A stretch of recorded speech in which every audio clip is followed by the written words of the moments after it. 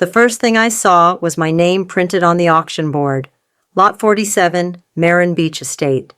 For a moment, I thought my heart had stopped. My house. My name. Up for sale. The crowd didn't flinch. They just adjusted their chairs and lifted their paddles as if they were bidding on furniture, not the life I'd built by the sea.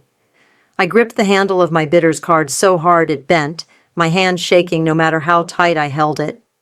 The air smelled of salt and old coffee, the kind of smell that makes you feel both awake and sick at once. Lot 47, the auctioneer sings, voice warm as butter and twice as slick, Marin Beach Estate. My name carried in someone else's mouth, a polite theft.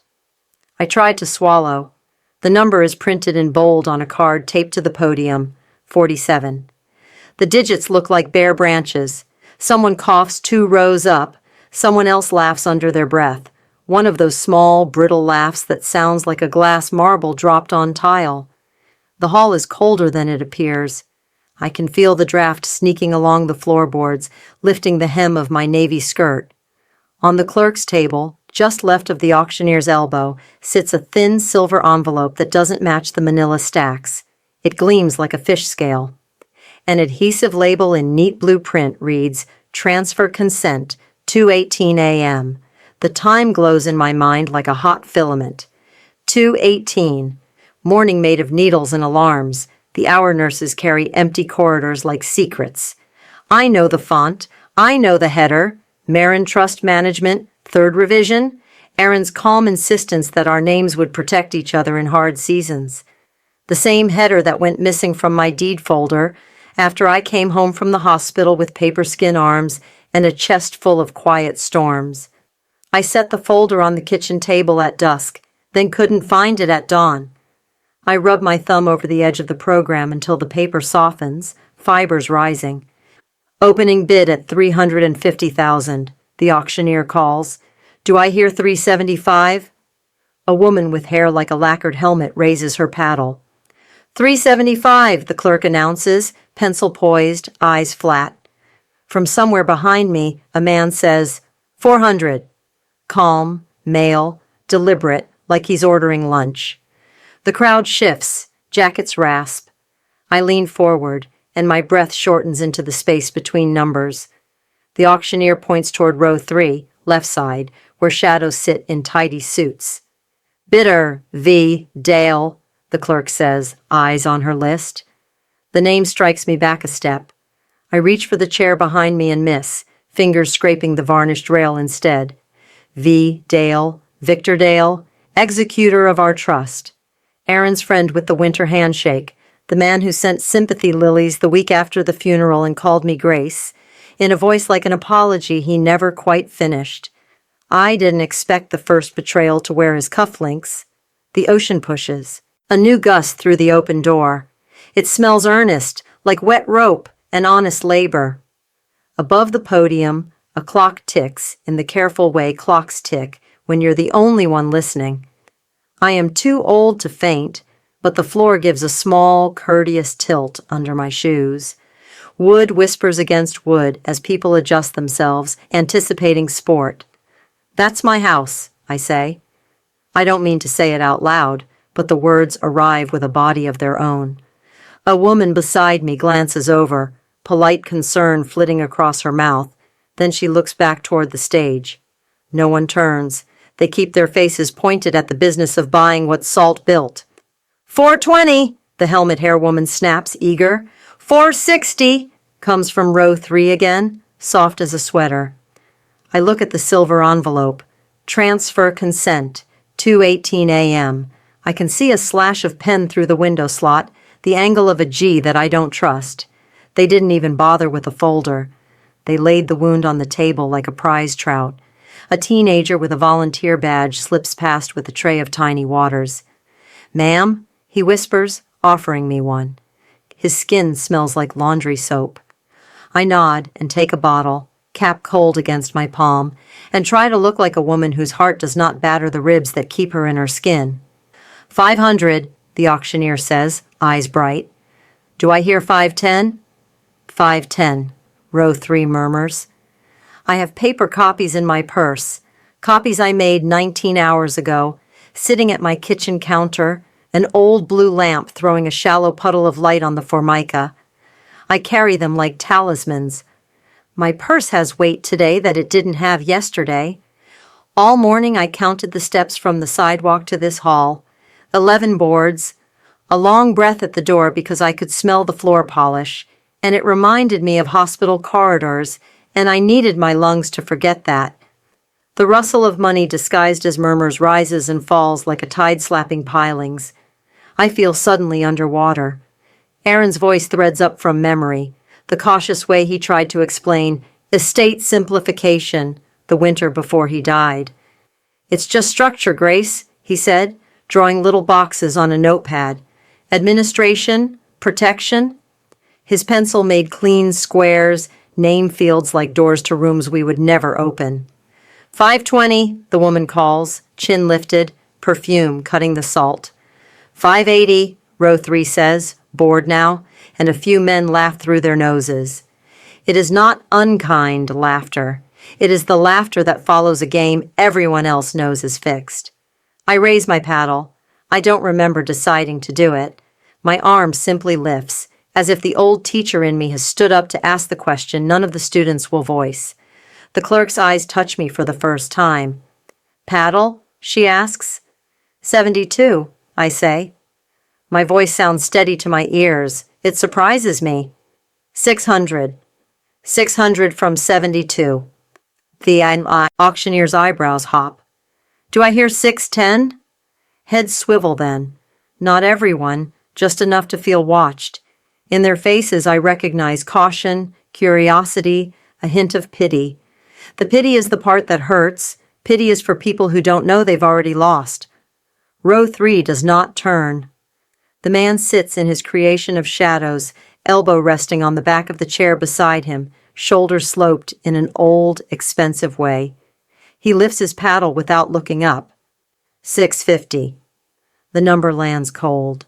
The crowd breathes, the wood answers, the clock ticks another small law into the air. 660, I say. My mouth is dry. My pulse counts in my gums.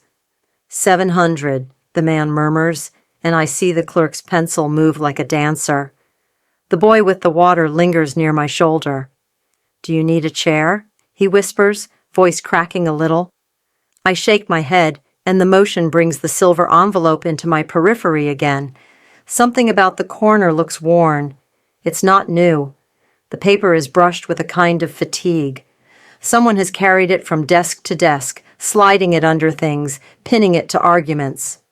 710, I say, and feel the room alter. Not in my favor. In the way a room changes when a fly bangs too many times against a bright window. People start to decide where their eyes will go, so they won't have to look at me when the end arrives. The auctioneer grins like a man who wins no matter who loses. 710 to the lady at 72. Do I hear 720? Row 3, 800. I feel that number in my bones. It's not just a bid, it's an announcement. It says, you can come this far and no farther. I lower my paddle a fraction. The program tears a little under my thumb. May I see that? I ask the clerk. My voice slips slightly toward the silver on the desk. The consent. She blinks at me like I've spoken a small joke. Documents are for the record, ma'am, she says. Bidding is in progress. It's my house, I say again. This time, I don't whisper. I let the words stand upright. A few faces flinch. Maybe they thought I'd invent a nicer sentence. The clerk's eyes soften. Not pity. Something almost like respect was pulling against her training. She glances at the silver envelope. Ma'am, she says carefully, we're required to proceed. The ocean sends a colder draft through the doorway. Gooseflesh crawls up my forearms and stays. I hold the program like a shield. In the corner box, property history, I can see the condensed biography of a place. 1986. Purchased by Marin, Grace L. 2003. Title amended to Marin Family Trust. 2019. Trust revised. 2023. Executor confirmation. And a thin typed line added at the bottom. 2025. Transfer consent received. I lean closer. The ink on the last line shines slightly more than the rest. Newer. Raw. A memory like a pin in my foot. The hospital room at 2 a.m. Plastic mask cooling my cheek. Bitter. Oxygen taste. The sharp antiseptic in the air. A nurse with tired eyes is changing the IV bag. The shadow at the door. The whisper, "If you sleep tonight, you'll never wake up." A slip was placed under my water glass in a hand that trembled. Don't take them. The way paper can save a life if you let it. 8:10, says a man near the front, newly brave now that the figures have climbed beyond ordinary courage. The auctioneer beams. The clerk glances at row 3 with a question that is not a question. Row 3, 900. The word estate sounds different at 900,000. It starts to mean something besides beach house and becomes a sentence about what money thinks it can buy. The hall grows warmer with bodies leaning in. The boy with the tray has vanished, and I wish for water like a woman who's crossed a desert. I raise my paddle again, because the version of myself that stops now will not be able to look at the ocean again without wincing. 9:10, the auctioneer's voice gathers another layer of syrup. 9:10 to 72. Do I hear 9:20? 10, row 3 says, and everyone wakes a little because numbers like that are made for other people, and it's entertaining to watch them do what they do. I let the paddle drop to my side. 10, I repeat under my breath, as if taste testing a foreign spice. 10 what? 10 months of sand hissing lightly under the porch. 10 winters of watching gulls ride a white horizon.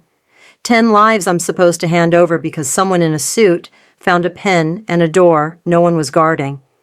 "Ma'am," the clerk says quietly. Her hand hesitates above her sheet, as if it were a bird that might be trained to land elsewhere. I slide my purse off my shoulder, set it on the seat behind me, and unzip it with fingers that want to behave. The zipper sound is embarrassingly loud in the brief room of silence between bids. I take out my folder. Blue, creased, edges softened by the faithful. Inside, the photocopies of my deed. The notary's stamp, slightly smeared, from a day when Aaron's smile still had warmth, and not just intention. I pull the top page and hold it halfway up, not too high, just enough for the clerk's eye. She looks, her mouth presses thin. "This is theft," I say. I keep my voice even, because anger is the cheapest spice in rooms like this. "By paper." The auctioneer hears paper and thinks delay. He claps gently to reset the room's appetite. "We'll move briskly, folk," he says. "We have a full slate. 10 to bidder V. Dale. Any advance?" I look across faces. The man in row 3 hasn't shifted. I can't see his profile cleanly, but I know the line of his brow, the slope of his hair, the calm with which he taught Aaron to trust the difference between law and fairness. Victor once brought me a casserole when the storm knocked our power out for 3 days. Chicken and wild rice in a ceramic dish with a crack near the handle.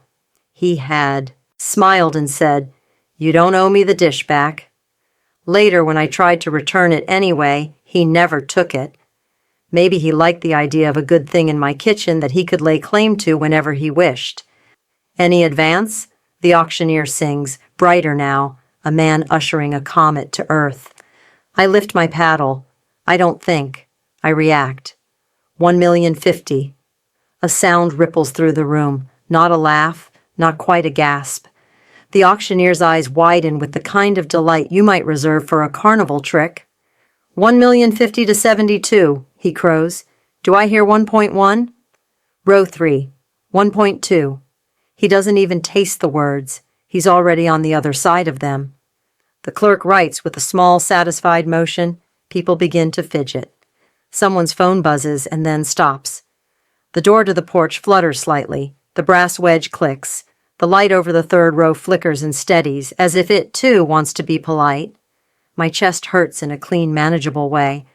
Fear sometimes comes like this, sharp, informational. I can use it. I look at the silver envelope again. 2:18 a.m. The number won't release me. I remember the first time I saw 2:18 on a clock. I was 15, and the house was full of summer heat, and my mother was awake at the kitchen table writing checks. The pen made a gentle insect sound in the dark, and the ceiling fan clicked every third rotation. I remember thinking the hours between 2 and 4 belonged to women who guarded things they could not name. "Grace?" a voice whispers near my shoulder. I turn. Samuel Reed, 2 houses down on the beach road, has slipped in, hat in his hands. His old banker's suit sits like a memory. He nods toward the aisle, a question made of eyebrows. "Do you want to leave?" It is both kindness and strategy. I shake my head once. No, not yet. "Going once," the auctioneer calls.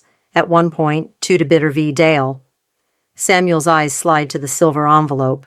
He sees it like I see it. He tips his chin, just slightly, a sign we used once at a neighborhood meeting to say, "Look there, not here." My fingers itch to cross that small gulf of polished wood and take what is mine in the plainest sense, a piece of paper with a false claim. "Excuse me," I say, moving down the aisle before I know how I'll complete the sentence. My feet scuff, heads turn. The auctioneer pauses, a thin flare of irritation brightening the edges of his smile. "Ma'am, we're in process," the clerk begins, but she doesn't finish because my hand is already hovering above the silver envelope without touching it. I stop, the way you stop before reaching into a pet carrier, sensing a clawed truth inside. "Transfer consent," I read softly. My voice finds the seam between public and private. 2:18 this morning. "Yesterday," the clerk corrects. Her eyes flicker. She shouldn't have gifted that. "Yesterday," I repeat. My stomach goes cold. Yesterday I was in night sweat and Tylenol and the purgatory of old grief, making tea at 2:11, sitting at the sink and watching the moon on the salt water. At 2:18, I was awake. Awake as a small sanctuary. Awake as a defense. "Going twice," the auctioneer says, more force behind it, herding us back into his river. "Sir," I say, turning to the mic he holds like a scepter. "I'm Grace Marin." There is a murmur. Not everyone hears the name as currency. A few do. A man in a striped tie sits straighter. The helmet-haired woman looks at me as if she's glimpsing a ghost performing a trick she doesn't believe in. "We're in process," the auctioneer repeats, neutral as a courtroom wall. "Any advance above 1.2? I take a breath from a place I save for classrooms and funerals. I have reason to believe that consent is fraudulent. The word lands. Fraudulent. It's a legal syllable with teeth. The clerk's pencil stops exactly in the center of a 5 and looks at me like a pupil. The boy with the water materializes again at the edge of the stage, as if sensing we are in a desert he can fix. "Ma'am," the clerk says softly, "we can lodge an objection with the county after the sale." "After," I say, "but not before." Her mouth presses thin again. Kindness recedes. Procedure returns to the room like a winter tide re-entering its old footprint. Behind me, a chair scrapes. The man in row 3 stands. He does it unhurriedly, like a man rising for a breakfast announcement. He doesn't come toward me. He comes toward the podium, toward the clerk, toward the envelope that knows all of our names. His suit is charcoal, a color that photographs well in court. His hair is gray, the way silver is gray when you forget to polish it. His hands are sure. He rests 2 fingers briefly on the silver envelope without moving it, the way you'd calm an animal. He turns to the auctioneer. He smiles, small and professional. "Proceed," he says. The word is a trigger. The auctioneer lifts his gavel an inch and turns his head toward the crowd, as if we are all on a ship about to leave a harbor we never owned. "Wait," I say, but my voice is caught on a hook in my throat. "Victor?" A whisper ripples through people who recognize him from their own dinners and fundraisers. He does not glance at me. He looks at the gavel, then at the clerk, then at the crowd, in that order, priorities arranged like chess. I think of the ceramic dish still in my cabinet, with the crack near the handle, how it leans ever so slightly to one side if you set it on the counter and stand back far enough to see the truth. "Going," the auctioneer begins. "Mr. Dale," I say, louder. It's enough to earn his face. He turns, slowly, and it hits me that grief aged him in a way greed did not. There is a softened fatigue at his temples, a faint red map along his nose. For one sliver of time, I see the man who helped Aaron write letters. When his hands shook, I almost forgive him in advance because I know I will not be able to forgive him after. You signed a condolence card, I say. You brought chicken and rice. His lips twitch, not a smile, a turn of muscle that suggests a memory he has framed differently. This is business, Grace, he says. 8 words, precise. His voice is even. It carries enough empathy to sound human and enough distance to sound hired. Business would have waited until morning, I say. 2:18 is an hour for thieves. Something like annoyance blurs his eyes. You had your chance to contest, he says. You declined counsel. I was sedated, I say. The syllables come sharply. And I did not sign. His gaze flickers to the envelope and back. The record shows otherwise. He smooths his tie. Let's conclude this with dignity. Dignity is a beautiful word on the wrong tongue. Samuel moves to stand at my shoulder. You should pause the sale, he tells the auctioneer, banker authority returning like an old spine. Fraud allegations are on the record now. The auctioneer shifts. You can see him tally risk and revenue as if they are chips on a bright rug. We'll note the objection, he says, which is not the same as honoring it. The clerk hesitates, then writes something in the margin.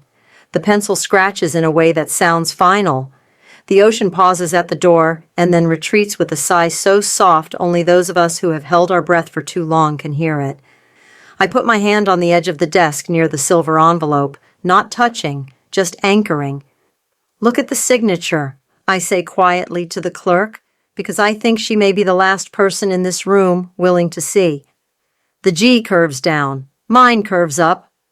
I draw the air gesture of my name in front of her, an old teacher's trick. Up means life. I've done it that way since I was 9. She looks to spite herself. Her eyes change, then change back, like a flicker of a light when a storm brushes the line. Ma'am, she says, voice very low. We have a process. Everyone in this hall has a process. I am the only process that bleeds. Going once, the auctioneer calls, voice wide, smoothing us all into his chosen ending. At one point, 2 to Bitter v. Dale. I straighten. My spine remembers years of calling noisy rooms to stillness. 1.3, I say, raising my paddle even though the number is a bluff with no chips. A hush lands so total you can hear the distant pop of a gull dropping a shell outside. The auctioneer blinks. He searches my face for the lie I cannot afford to prove. Victor watches me as if measuring how long mercy takes to die in a body. 1.5, he says, polite. The room exhales. Money has its own altitude. Most people can't breathe that high and don't bother trying. I hold my paddle suspended, then let my arms sink to my side like a flag at dusk. Samuel's hand is a warm square between my shoulder blades, keeping me from falling into the place where insult becomes injury. In the front row, the helmet-haired woman folds her program in thirds and tucks it into her bag. She looks at me with something that might be admiration or might be a warning. The boy with the water steps nearer again, mouth opening, then closing. He must be 16. He must have a grandmother who smells like Avon and keeps peppermints in a glass dish by the phone. I want to tell him to call her tonight and say nothing in particular. Going twice, the auctioneer says, softer now, as if this is a private right between men who sign things. I look at Victor, and in him I see a dozen dinners where he laughed at my jokes and asked for seconds. I see a spring afternoon when he helped Aaron carry storm shutters and his shirt stuck to his back and he smelled like clean sweat and cedar. I see the small envelope that will follow me home with a copy of my loss folded inside it like a blade. My hand slides across the desk, past the place where the silver envelope sits, and I touch the blank wood beside it with the flat of my palm. Smooth, cool, indifferent. A simple comfort in a room that has none left for me. The clock above the podium ticks, then ticks again, measuring the length of a widow's breath. The auctioneer lifts his gavel to the height of an apple. The light flickers once more, and then steadies, as if deciding it will not intervene. The ocean gives up its witness at the door and pulls back into itself. The gavel falls. Sold to Victor Dale. I step out of the auction hall into blinding morning light, the echo of the gavel still ringing in my ears. My shoes scrape the concrete as I follow the courthouse sign to the clerk's office, heart pounding like a drumbeat of urgency. Inside, the air smells faintly of copier toner and dust. Windows stand open to let in diesel fumes from idling cars. I grip my folder of photocopies so hard the paper creases under my fingers. My legs wobble as I approach the counter. "Ma'am, may I help you?" the clerk asks, her tone polite but distant. I lay my copies on the glass countertop. "You can't sell property from a living owner," I say, voice cracking as I force myself to meet her gaze. She taps keys, brows knitting. The screen blurs into my vision until she straightens. "Ma'am, according to records, Grace Marin passed on April 6th. Her words fall like stones in my chest. I taste rust in my mouth as the antiseptic hospital memory surges back. I press my fingers into my palms and watch the clerk pull up a digitized death certificate. The signature block carries Victor Dale's crisp scrawl, and beneath it, in another hand, witnessed by Nora Lang, my niece. My breath hitches. I snatch my photocopies and back away. The sun on the courthouse steps feels intolerable, as if burning my skin to mark me as a trespasser in my own life. The envelope I tucked away in the auction hall feels heavy in my purse. Paper scrapes against paper in my grip, the sound alive and accusing. I hurry past the clerk's hesitant glance and out onto the boardwalk, where the ocean wind carries diesel from nearby ferries and the distant bell of the harbor tolls. Samuel Reed appears at my elbow, steady hand catching my arm. He smells like the bank lobby he left decades ago, leather and old money. "You weren't supposed to see that," he whispers, voice low enough that only I can hear.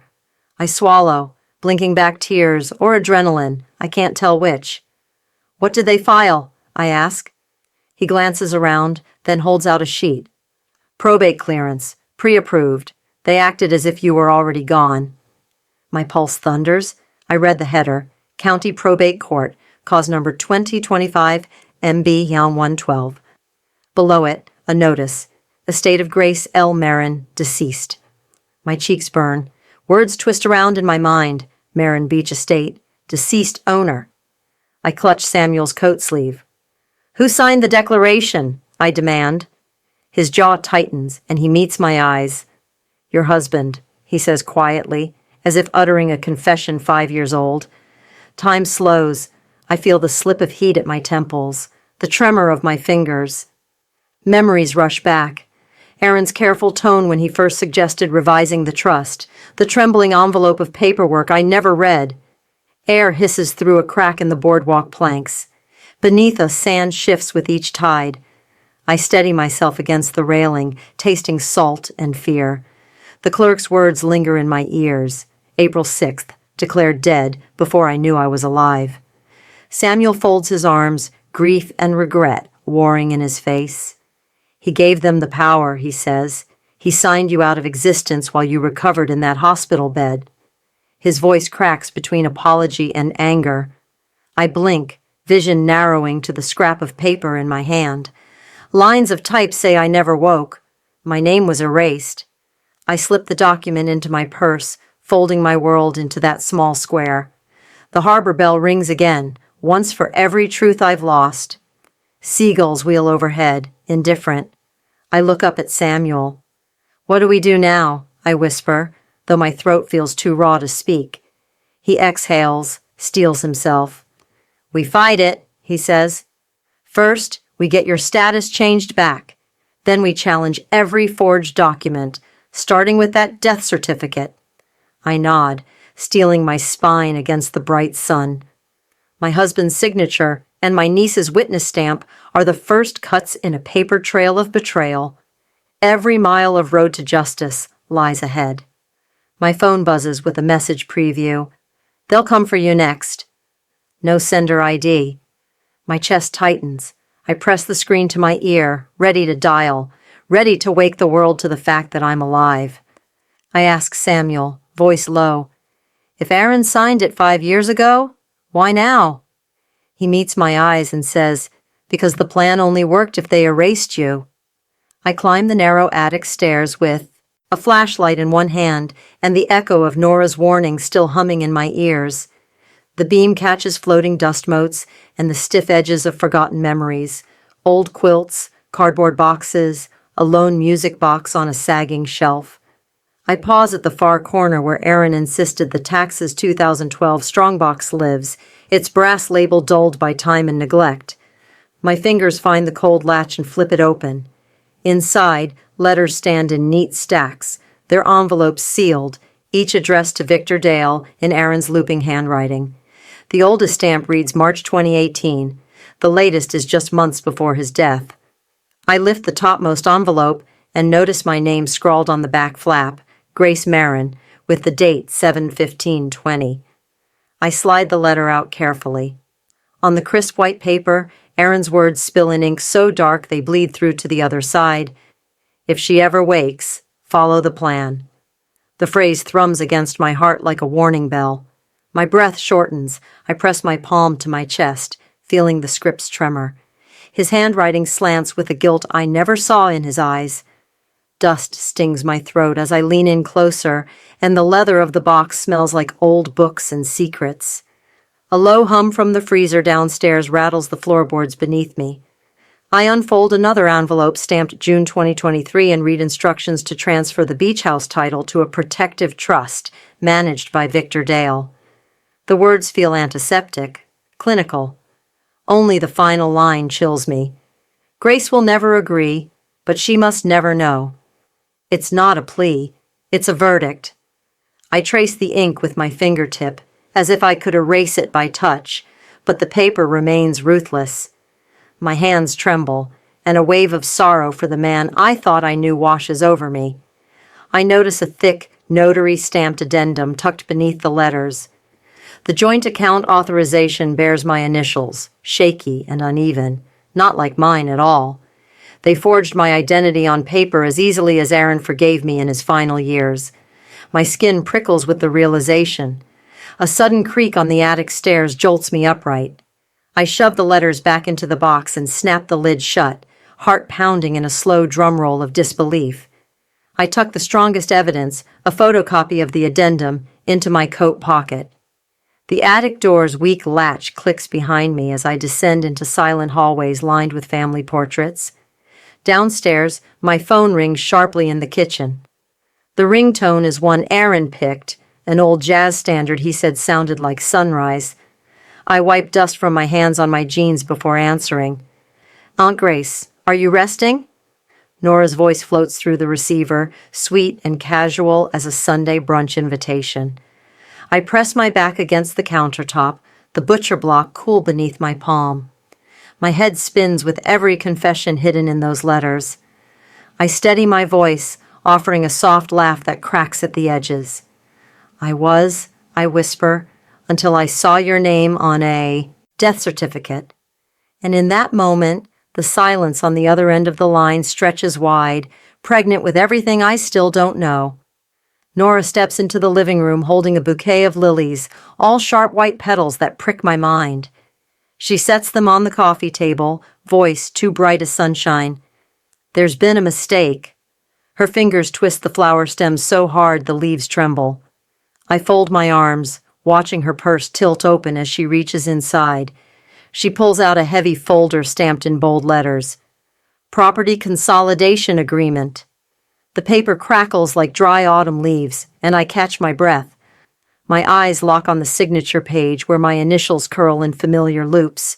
Pen pressure exact, the same downward flick on the G. My stomach twists. They practiced my forgery so I wouldn't notice until it was too late. A sharp perfume drifts from Nora, overriding the hum of the refrigerator and the faint rustle of curtains at the open window. The air feels crowded with secrets and humidity. I struggle to steady my voice. "Where did you get this?" I ask softly, tapping the folder's cover. Nora's smile falters. Her cheeks bloom with color. She stammers, "Victor handles all that paperwork, you know." I remember Aaron's funeral, Victor's hand on my shoulder, his soft assurance that he would simplify the estate so I could grieve. I see the earnest tilt of his head, the way he said, "Trust me," like it was a gift. Nora's phone buzzes in her hand. She glances down as a preview flashes. "All cleared. Auction proceeds in 72 LIRs."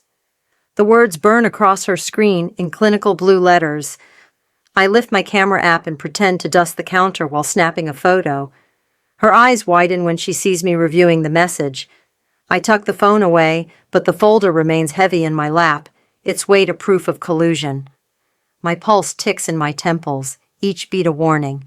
She huffs a breath, loosening her grip on the lilies. "Grace, you have to trust me, Ro," she pleads, voice low and urgent. I rise, folder clutched to my chest like armor. Her gaze shifts to the window, where a breeze turns the curtains into silent waves. Nora steps forward and wraps me in a hug that presses her confusion into my shoulders. Her whisper is soft, desperate. "Please, don't make this harder than it has to be." Her words land like a plea and a threat on my skin. As she pulls away, I watch her leave, bouquet trembling on the table. The door clicks shut behind her, and I press my hand to my heart, feeling the echo of a niece's betrayal. The lilies wilt already, petals curling inward. Silence stretches, filled only by the refrigerator's hum and the distant crash of waves. I open the folder again, fingertip tracing the forged curves of my name. The paper promises ruin in legal ink. I set the lilies aside, gathering the folder's pages into my purse. The wind drifts in through the window, carrying salt and the ancient echo of Nora's warning. I step toward the door, resolve forming like driftwood hardened by storms. I pause at the threshold and whisper to the empty room, "If she knows so little, who else is in on it?" Samuel arrives just as dusk tints the sky pink, old banker's bag in hand. He settles beside me on the sofa and pulls out a worn leather ledger, its spine creased with age. "You need to see this, Grace," he says, voice low with urgency. I open to the page stamped June 2025 and feel my pulse skip. A transfer of $900,000 from our joint account to Victor Dale's firm sits in neat columns, dates bled under the heading Property Consolidation, Marin Beach. The paper's coarse texture grates beneath my thumb. Samuel leans closer, eyes shadowed. He admits he warned Victor not to proceed, recalls the curt reply, "She was unconscious and consented before surgery." His voice trembles with regret and fear. He trusted the lawyer, too. Steam curls from 2 mugs of bitter coffee on the table. The wall clock ticks its relentless beat. I prop the ledger in my lap, its weight pressing like the truth against my legs. Every document, Aaron's death notice, my hospital records, the revised will, aligns in one brutal pattern. I look up, voice catching on the final thought. If I were declared dead, I can't even own what's mine. Samuel folds the page closed and leans in, his whisper a single breath. "Then you'll need to prove you're alive, on record." I step into the county office under fluorescent glare that hums like an uneasy heartbeat. My driver's license trembles in my grip as I slide it across the glass pane. The clerk's gaze darts from the ID to her screen and back, pupils widening. She lowers her voice to a hush. "Don't panic. You can request a verification hearing." Behind her, a metal shelf holds case files stacked in sterile order. My eyes lock on one labeled Reinstatement, G. Marin, pending cancellation. The letters blur until I see the stamped notation beside it. Finalized to V. Dale, Executor. My stomach climbs into my throat, leaving an abyss of vertigo beneath my feet. The office air tastes of old toner and musty paper, sterile yet intimately accusing. Each tap of the clerk's keys echoes like a verdict thumping the gavel of my own erasure. Sunlight breaks through dusty blinds, warming my shoulders as dread coils tighter in my gut. My palms sweat against the smooth certificate folder. She reaches beneath the counter, pulling out a folded document with delicate care. The paper feels too thin for the weight it carries, my own death certificate. I unfold it, heart-hammering, and read April 6 in stark, unfeeling print. My name and signature stare back at me as if mocking my very breath. "Someone fast-tracked this," the clerk whispers, regret softening her tone. Outside, distant chatter drifts through open doors, footsteps, a child's laugh, the hum of traffic. I press the I certificate to my chest, the sheet frigid against my ribs. A wave of nausea rises, carrying memories of antiseptic corridors and the bitter taste of hospital tea. The boulevard breeze carries salt and diesel, a reminder that the world is still breathing while mine is suspended. My phone buzzes, a sharp intrusion against the lobby's murmur. I fish it from my purse. The screen blares an unknown number and a message. "Stop this, Grace." 6 words that slice deeper than any legal decree. My jaw tightens as I lock the phone, shoving it back into the hidden pocket where hope hides beneath fear. That night, I lie awake, listening to my own pulse thundering louder than the world outside. Headlights carve shifting patterns across my curtains, each passing a silent witness to my vigil. Somewhere across the street, an engine idles, its low rumble a steady accusation against the quiet house. I press my forehead to the window pane, tasting salt on the glass as I vow to prove I still exist, on every record that ever bore my name. I froze the moment the headlights across the drive sputtered and died, plunging the yard into black velvet. Footsteps crunched on the gravel path, slow, deliberate, each step a hammer against my nerves. My pulse thundered, matching their pace, as if warning me to stay hidden. Through the sheer curtain, a dark shape materialized by the porch light, hat brim low, shoulders rigid. A voice slithered through the night air. "You weren't supposed to wake up." Those words felt like a closing coffin lid clanging shut. My breath hitched. Instinct propelled me to seize the camera Samuel had pressed into my hand, fingers fumbling with its strap. I aimed at the figure and snapped one harsh flash, light, crackling like static electricity. The man jerked in surprise, exposed in stuttering white. He bolted, coattails flying, turning corners faster than my feet could follow. I lunged after him barefoot across frosted grass, grit cutting into my soles.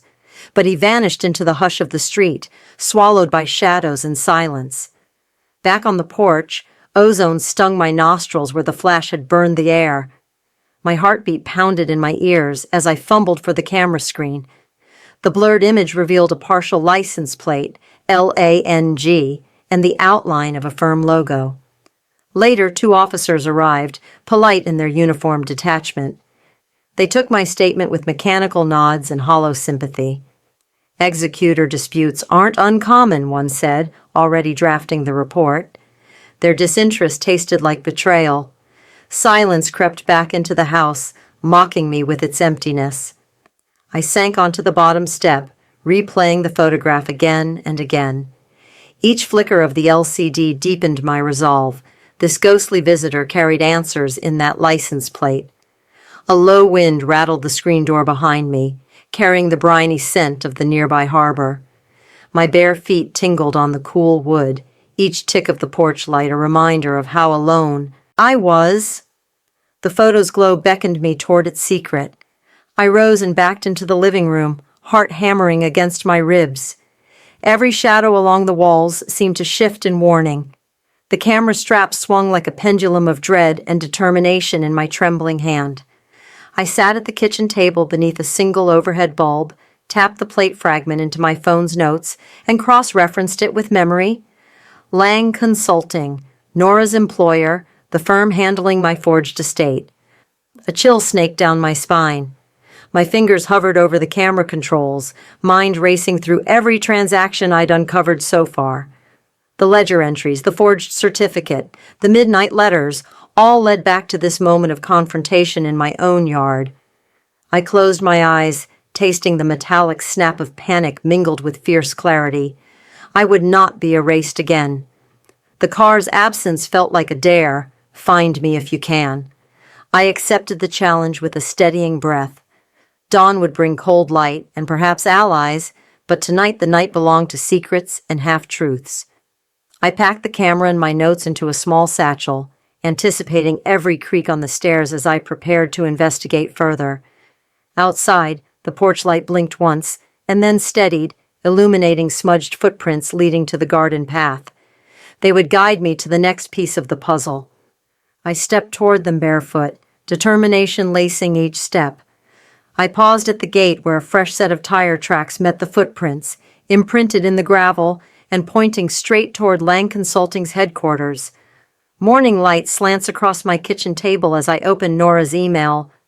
I panicked. Meet me at the pier at noon.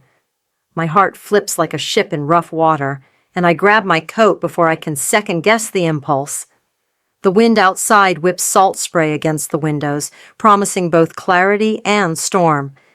By the time I reach the pier, gulls wheel overhead in chaotic arcs, their cries echoing my own restless questions.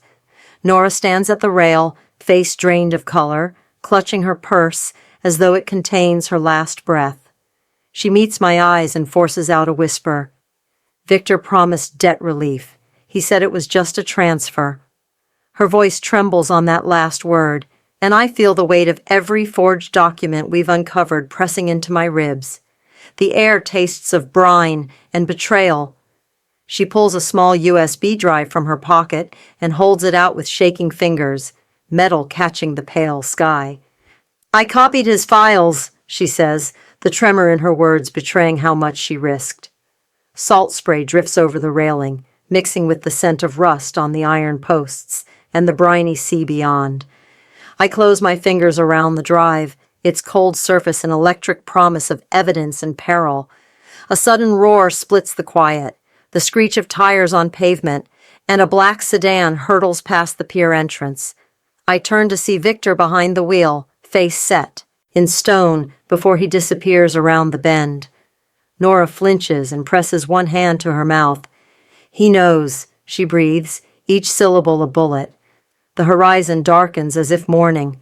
We huddle beneath a weathered lamppost, the drive heavy in my palm like a loaded pistol. I plug it into my laptop, perched on the pier bench, humming softly as files appear. Scanned deeds, emails threaded with collusion, signatures forged in my name. The documents feel heavier than stones pulled from the sea floor. I prepare to breathe relief. But the screen flickers, snapshots of evidence vanishing one by one until the folder stands empty. My breath catches in my throat, panic climbing my spine. Nora's hand finds mine, grip fierce and wet with tears. Behind us, the black sedan idles just beyond the pier entrance. Engine's low growl a promise of reckoning. I shut the laptop and cradle the empty drive like a coffin, fog closing in around us. The gulls fall silent as if sensing the shift, and the wind stills to a whisper against the planks. Nora presses her forehead to my arm. I feel her tears warm through the fabric. The evidence we risked everything to gather has been erased in an instant. My phone buzzes, an unknown number, and I read the text with a sinking heart. Your proof is gone, but the truth still swims beneath the surface. I yank the flash drive free and rip out the laptop battery, heart pounding like a frantic drum. All the files vanish into the digital ether. My breath hitches when I restart. Only a single thumbnail remains on the desktop. Aaron and Victor shaking hands, frozen in time 6 months before his death. The image feels like evidence turned traitor, mocking me with its solitary presence. I click the thumbnail and zoom in on the table between them. Another folder labeled Grace Authorization, its corner peeking from beneath legal pads. My stomach twists as I trace the faded ink on the folder's tab. Dust drifts motes in the laptop's static hum, the taste of fear bitter on my tongue. A faint mold smell from the laptop bag mingles with my rising dread. I press print and watch the page slide from the printer, the paper's coarse texture grounding me. The single photo and folder label feel both flimsy and explosive. I dial Samuel with trembling fingers, voice tight. We need to reconstruct everything, I say. He doesn't hesitate. We can rebuild metadata from fragments and cache. Relief and urgency clash in me like salt and storm. We meet at dawn in my kitchen, rain drumming the windows. Samuel spreads his laptop next to mine, running forensic tools. We work in silence, punctuated by coffee drips and the ticking clock. Every recovered fragment appears like a breadcrumb, dusty file headers, broken text strings. At sunrise, the screen lights up with a phrase, "Title release pending falsified consent." My chest loosens as I read those words.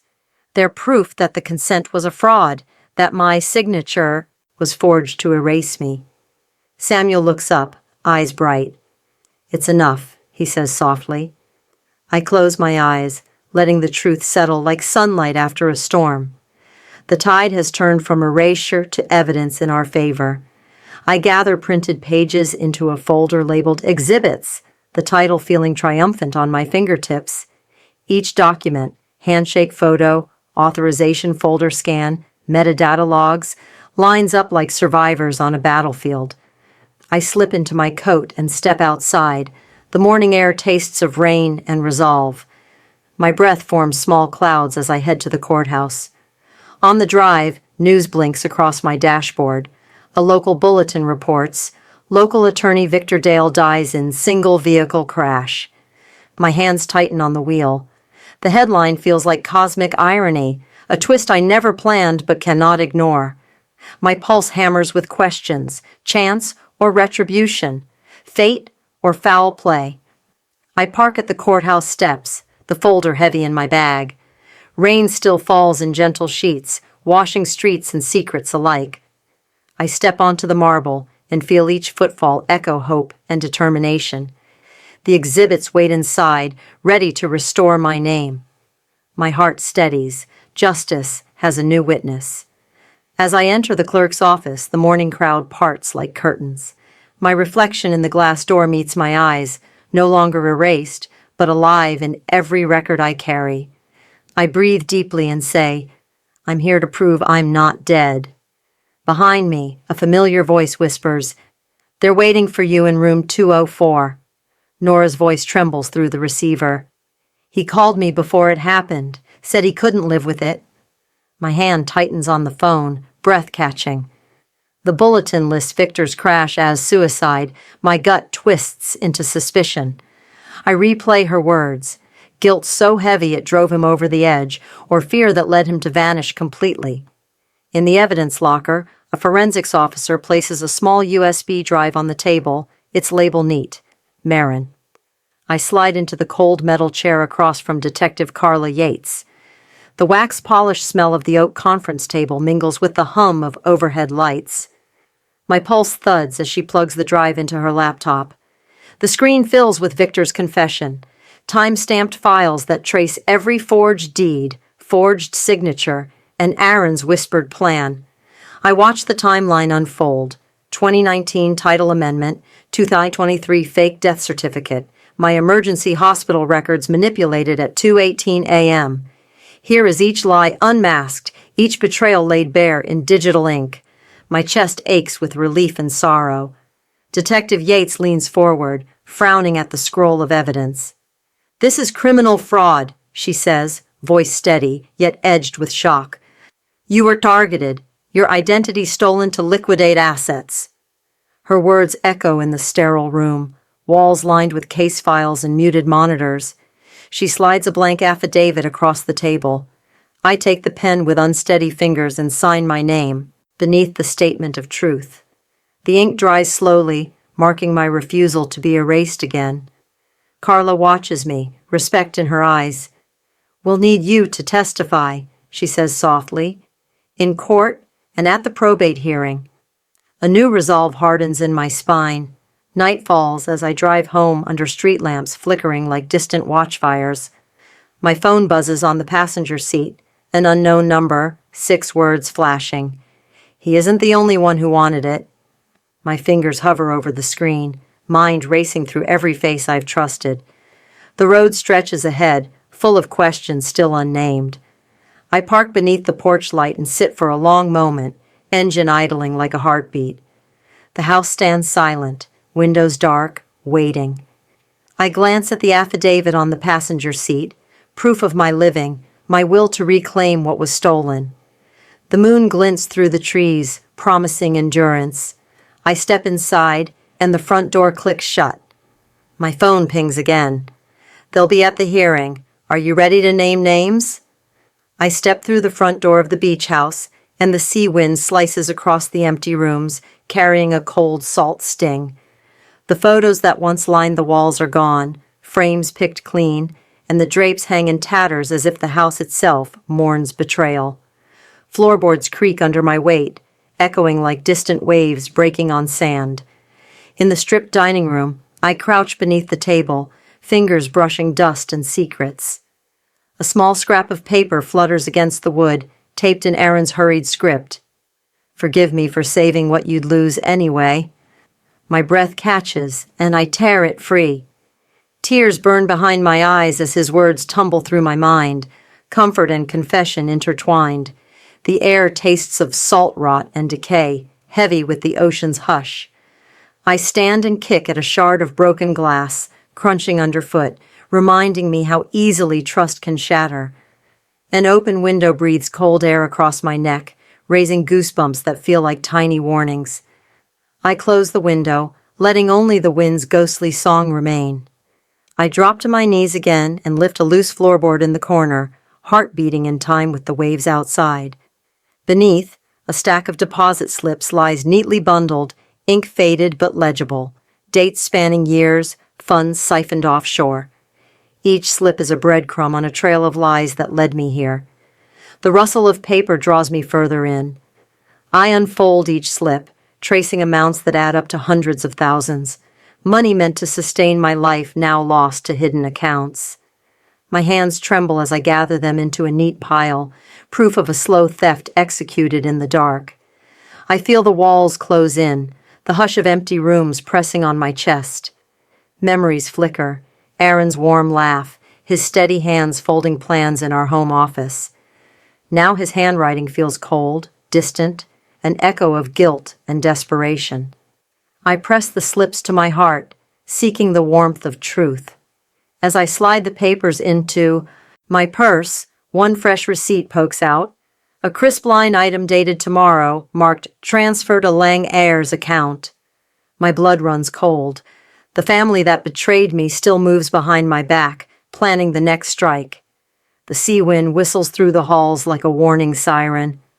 I tuck the slip into my palm and step onto the porch, gripping the railing as the horizon blazes gold.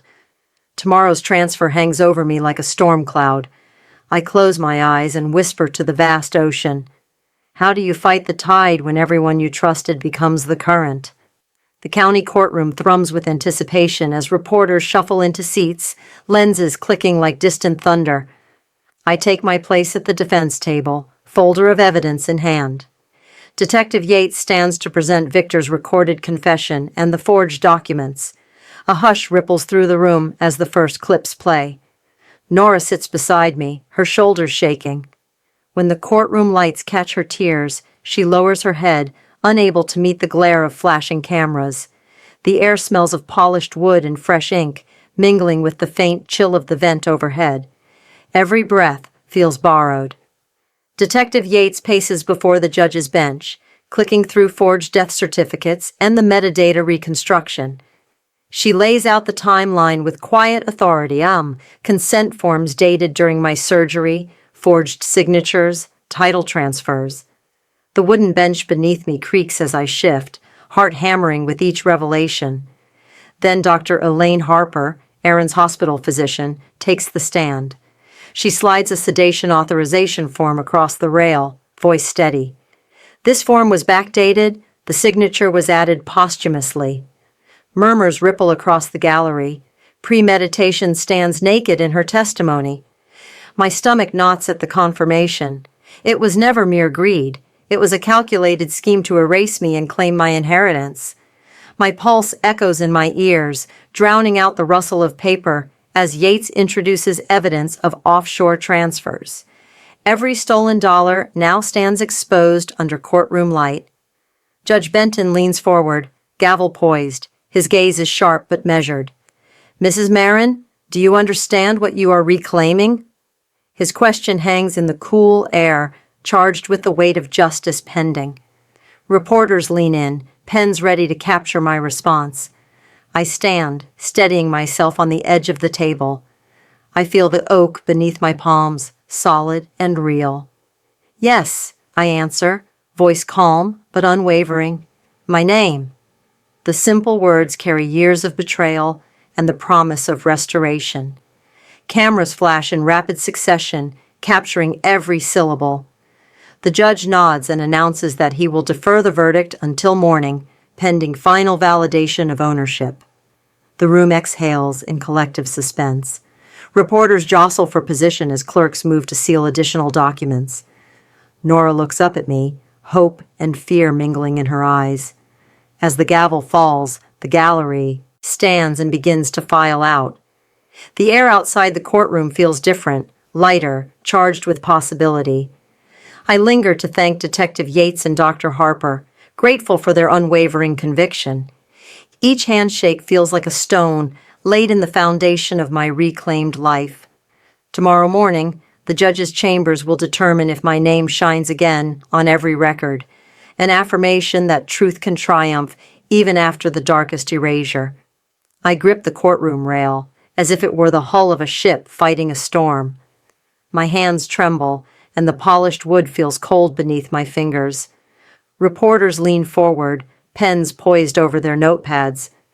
Judge Benton's gavel strikes once, clear as a bell. The estate reverts to Grace Marin, he announces, voice steady and grave. All fraudulent deeds are hereby void. A hush falls over the room, broken only by the soft rustle of documents being restacked.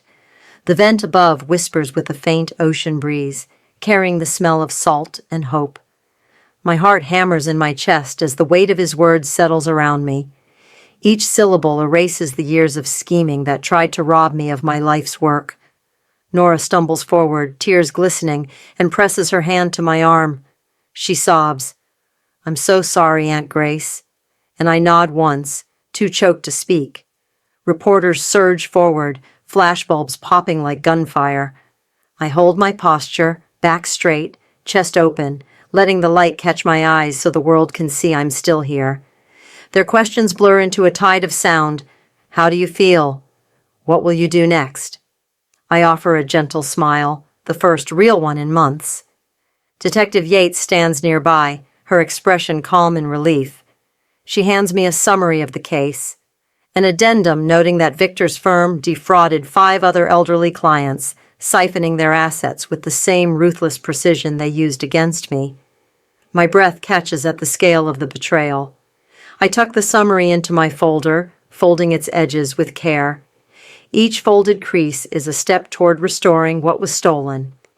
The polished floor beneath my heels feels solid and true, grounding me in this moment of victory. The courtroom doors swing open as staff begin to clear the way. Outside, the courthouse steps bustle with onlookers and reporters clamoring for a statement. I take in the faint reach of the harbor air that drifts in through open doors, brine and possibility mingling in the breeze. My reflection shimmers in the glass panels, no longer hollow but full of story and survival. Nora links her arm through mine, guiding me down the steps. We pause at the top, the world stretching wide before us. I breathe deeply, tasting salt on my tongue, feeling the promise of tomorrow bloom in my chest. The courthouse plaza feels transformed, once a site of accusation, now a platform for justice. That evening I return to the beach house under an amber sunset. The door swings open with a familiar creak, as if welcoming a prodigal daughter. The rooms, once stripped and hollow, seem to breathe again. I step inside and let the sea breeze follow me through every corridor. I walk to the window where I first felt the wind's betrayal, now ready to trust it anew. The ocean lies calm, waves lapping gently like an old friend's greeting. My bare feet press into the cool hardwood floors, each step affirming my claim. I whisper to the empty rooms, "I'm home." As dusk deepens, I find a single sheet of sea glass on the windowsill, etched with initials I thought I'd lost forever. GLM.